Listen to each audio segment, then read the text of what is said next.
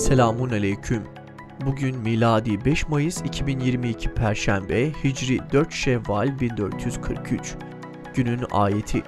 Kim İslam'dan başka bir din ararsa o din ondan kabul edilmez ve ahirette hüsrana uğrayanlardan olur. Günün hadisi.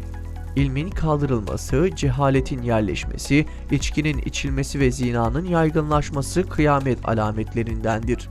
Tarihten haberdar olmak için tarihte bugün neler yaşandı hep birlikte bakalım.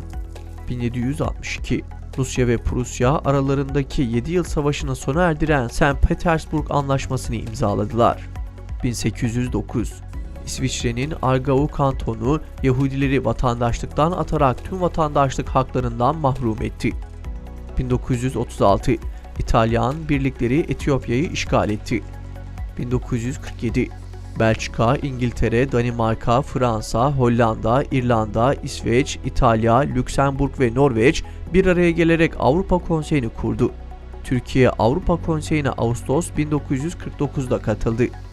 1961 Amerika Birleşik Devletleri uzaya insan gönderdi. Alan Shepard uzayda 15 dakika kaldı.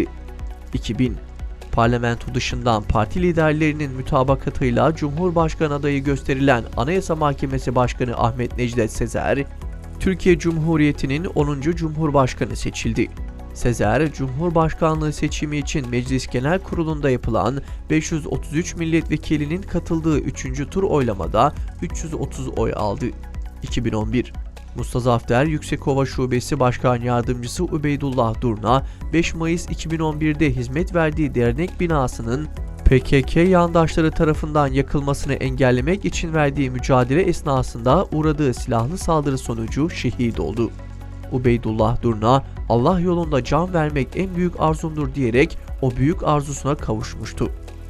2016 Cumhurbaşkanı Recep Tayyip Erdoğan'la Başbakan Ahmet Davutoğlu arasında gerçekleşen görüşmenin ardından AK Parti'nin 2. Olağanüstü Kongresi'nin 22 Mayıs Pazar günü yapılması kararlaştırıldı.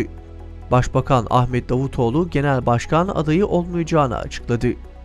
2019 Siyonist terör çetesinin Gazze'ye yönelik saldırılarında 9 Filistinli şehit oldu, en az 80 Filistinli de yaralandı.